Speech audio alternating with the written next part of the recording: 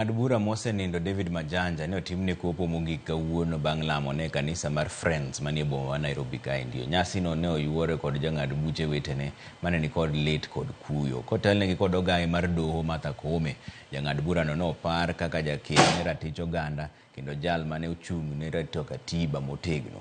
Jotelo mamoko kaka moting'o spika mar od bura ma pacho ka men Moses Wetangula bende ne oyuoro nyasi mar kowo Majanja.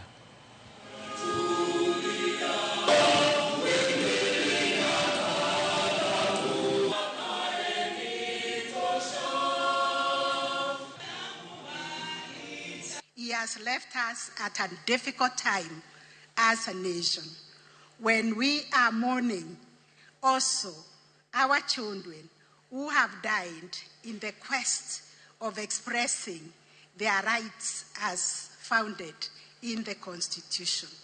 Honorable Majanja had unshakable integrity and served beyond the call of duty as a member of the Judicial Service Commission. His ability inspired the confidence of his colleagues